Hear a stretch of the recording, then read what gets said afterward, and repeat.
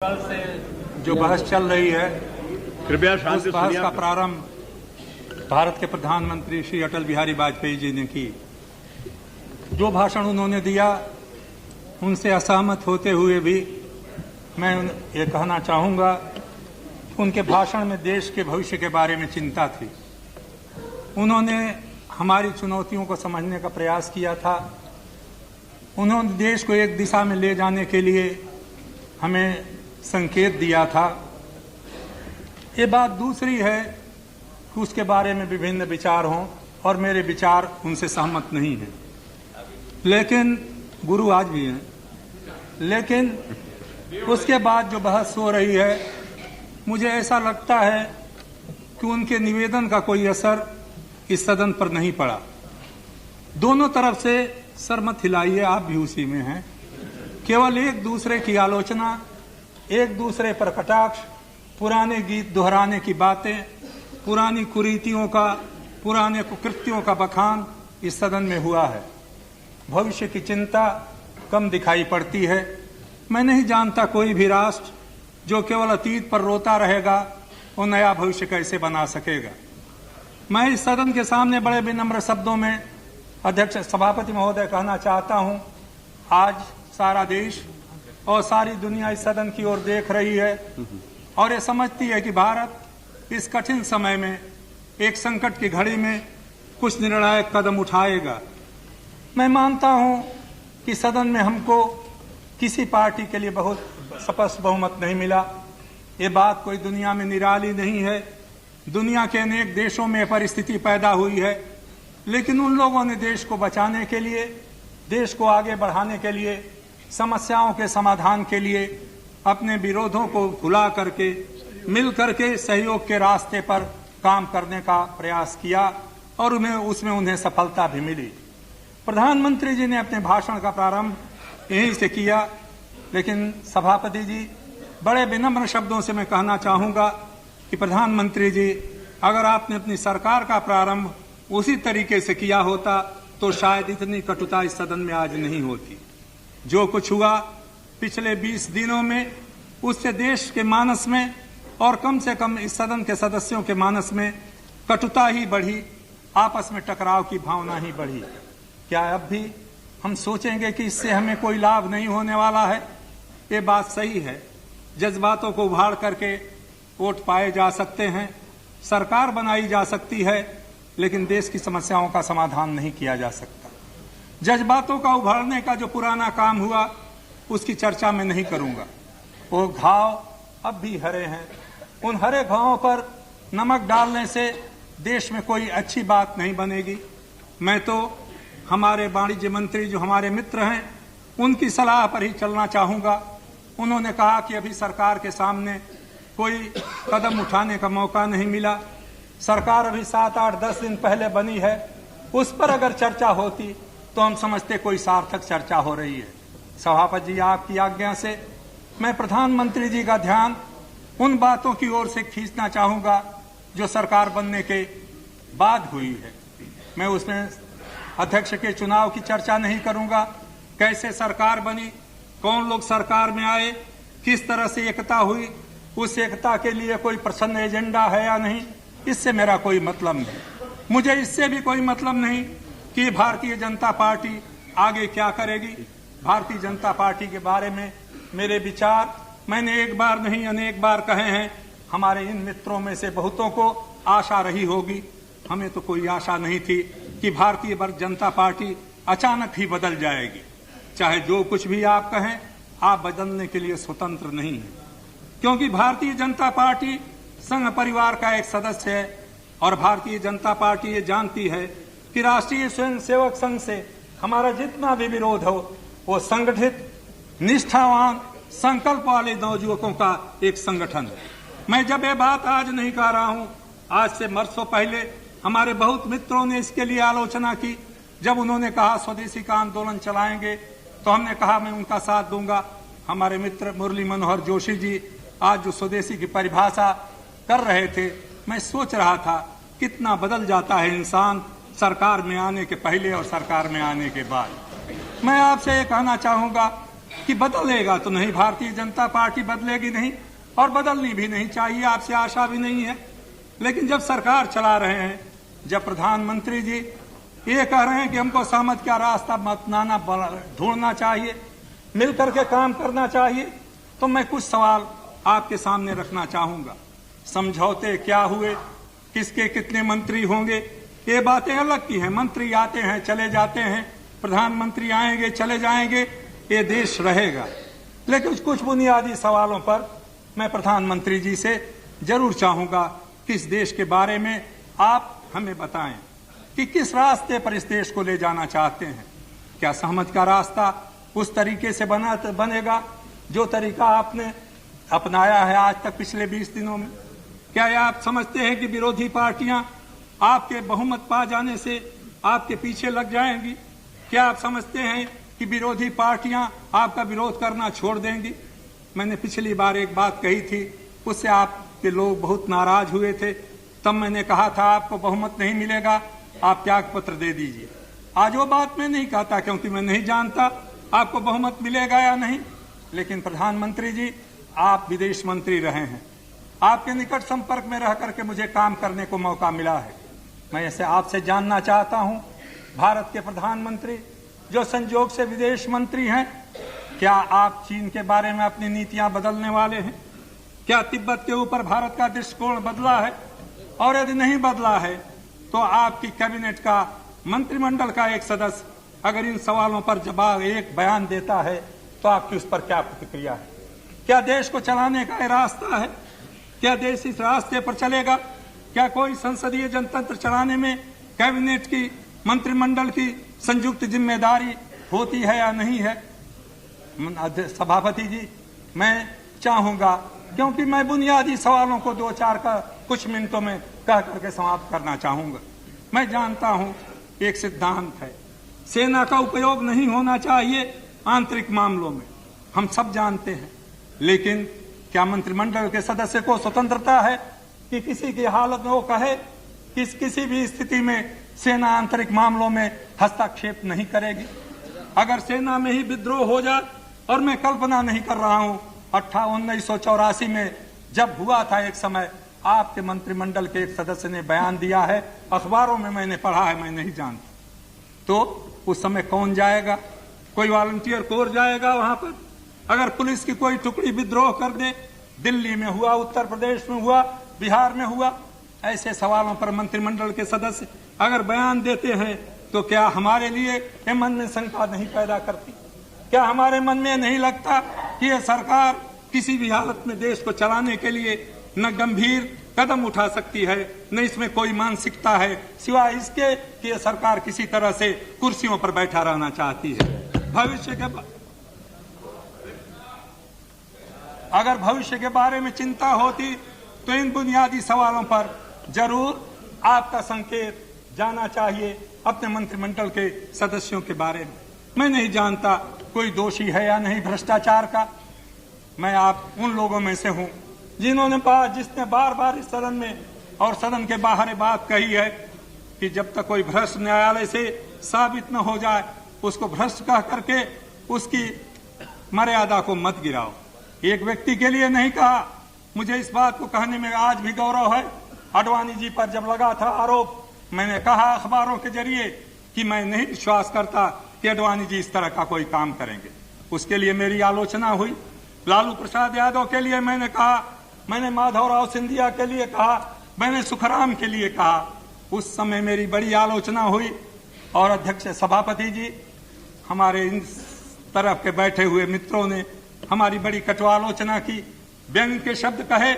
हम नहीं जानते कब किससे जनतंत्र में मदद लेनी पड़ जाए। किसी के चरित्र को गिरा देना आसान है, किसी के व्यक्तित्व को तोड़ देना आसान है।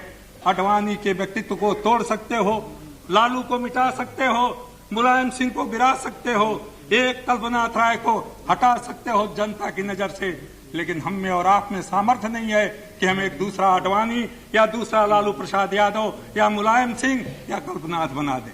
इस बात को हमेशा हमें याद रखना चाहिए। आज किस तरह से हम मुंह छिपा रहे हैं एक दूसरे से, उन नामों को लेकर के बार बार चर्चा होती है। तो मुझे लगता है क्या वही अतीत के कटु स्मृतियां जगाते हुए हम भारत के नए भविष्य को बनाना चाहते हैं? इस बात पर फिर से गौर कीजिए। भ्रष्टाचार मिटना चाहिए क्योंकि आपकी एक एजेंडा का एक अंग है, लेकिन भ्रष्टाचार केवल पैसे का लेन देन नहीं है। भ्रष्टाचार के साथ एक शब्द है हिंदी में जिसको सत्यनिष्ठा कहा जाता है, जिसको मैं अंग्रेजी में इंटीग्रिटी कहा जाता है। अगर सत्यनिष्ठा नहीं है, सरकार नहीं चलाई जा सकती।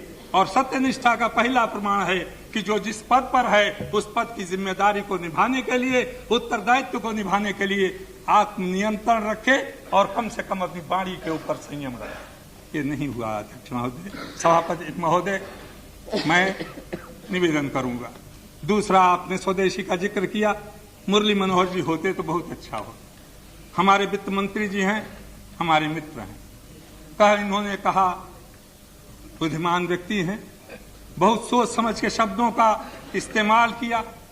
लिबरलाइजेशन चलता रहेगा, उदारीकरण चलेगा, लेकिन स्वदेशी भी चलेगा। अभी मुरली मनोहर जब बोल रहे थे हिंदुस्तान हिंदुस्तानियों के हाथ मिले बनेगा, ये हमारी एजेंडा में लिखा है।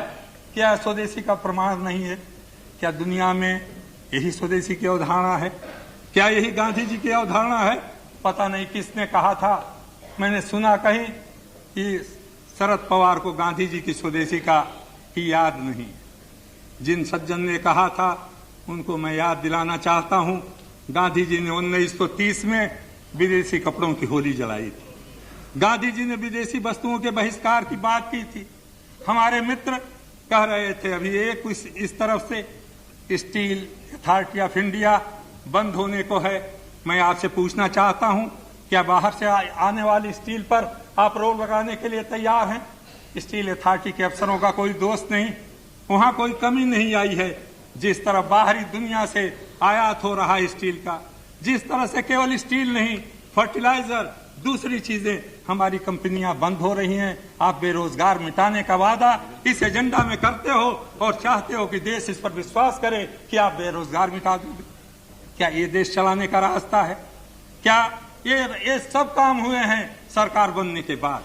और मैं आपकी सरकार से जानना चाहता हूं, खासतौर से प्रधानमंत्री जी आपसे, क्या इस तरह से झूठे वादों के ऊपर लोगों को भ्रम में डालकर बहुत आशा दिलाई जा चुकी, बहुत लोगों के दिलों में विश्वास दिलाया गया, बहुत बार विश्वास टूटे, एक बार फिर उस विश्वास को अगर आप तोड़ेंगे तो शायद जनतंत्र टूट जाएगा।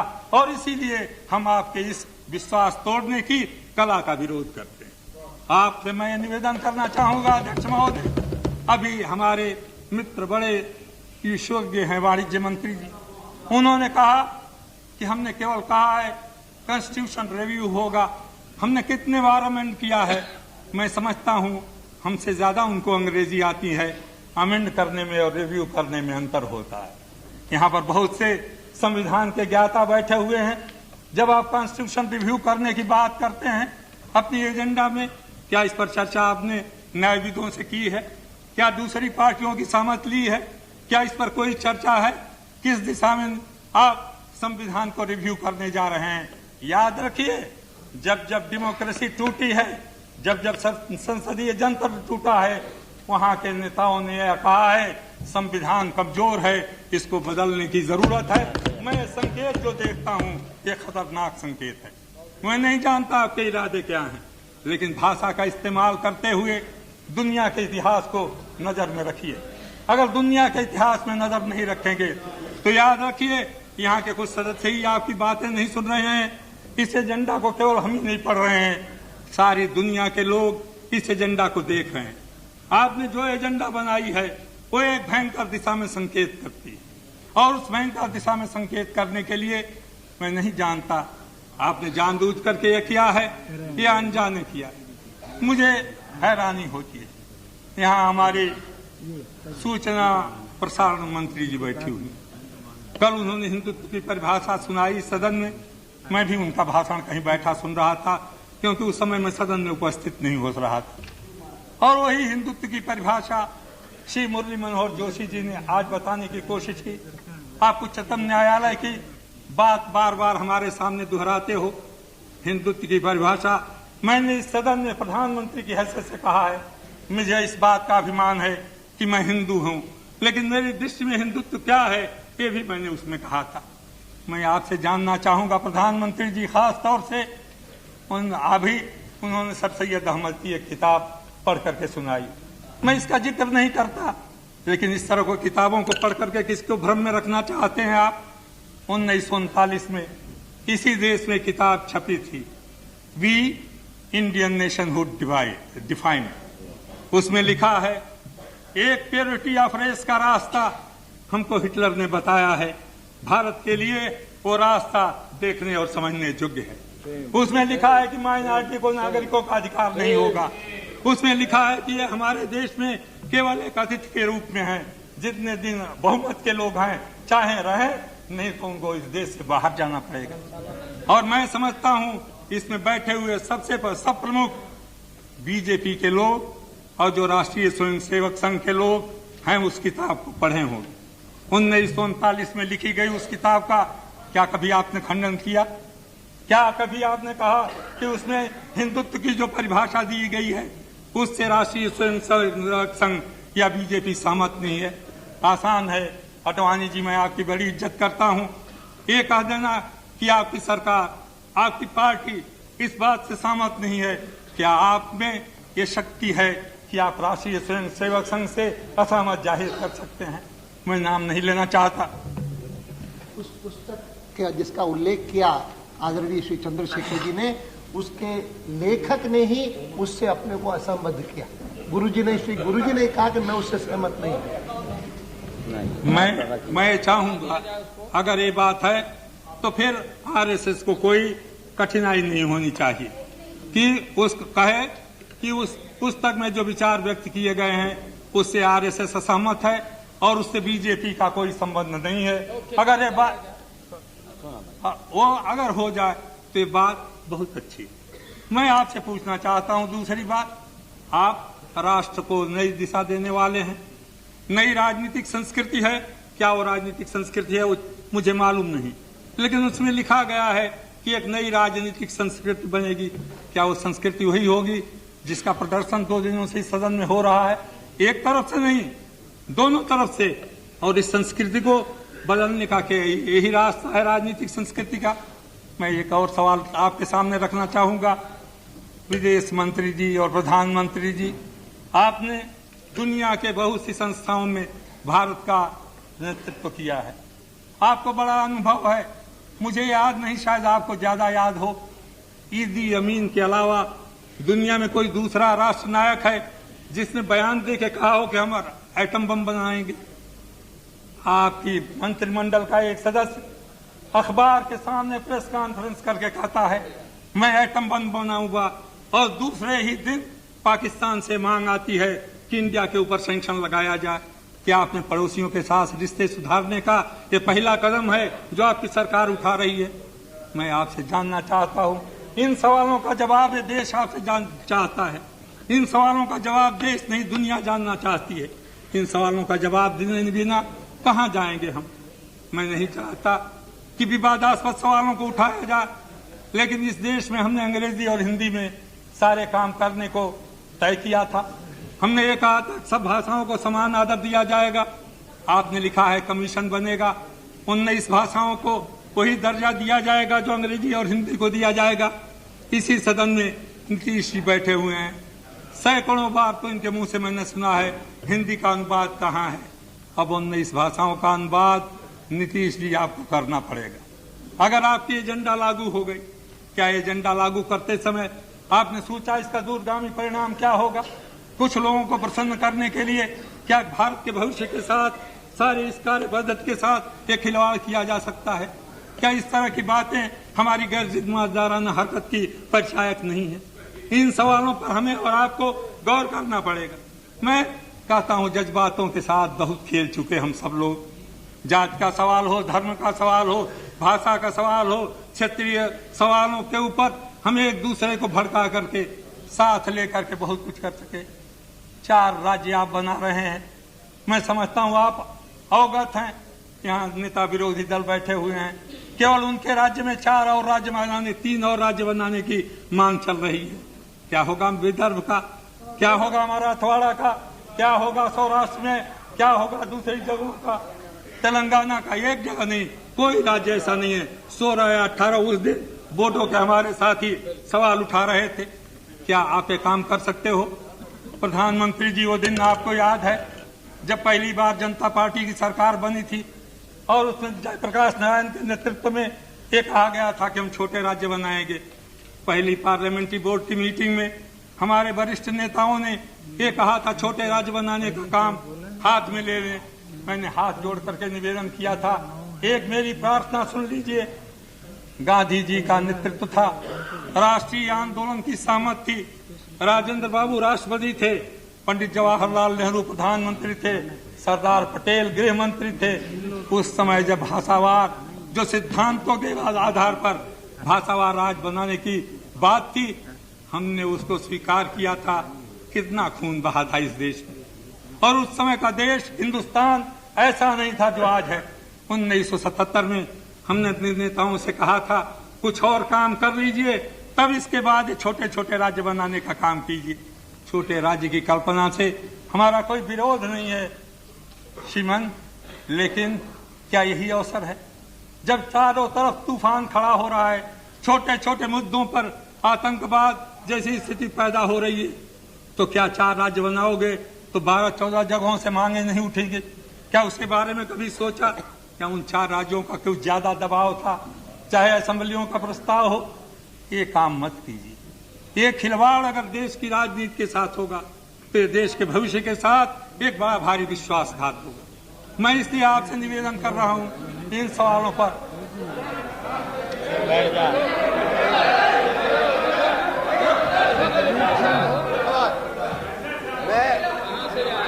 चंद्रशेखर जी, मैं आपसे निवेदन करना चाहता हूं कि कृपया आप क्या बताइए, अगर भौगोलिक परिस्थितियों से, विकास की दृष्टि से किसी छोटे राज्य को बनाना हो तो आपको ऐतराज क्यों है? विकास से, भौगोलिक परिस्थिति से आप विकास रोकना चाहते हैं क्या? आपने उन्होंने लीड किया है, आपने अरे सुन लिया ना आप, सबके लिए समान न्याय करिए। सभापति जी, खंडूरी साहब ने जो सवाल उठाया है, क्यों छोड़ दिया? अरे भाई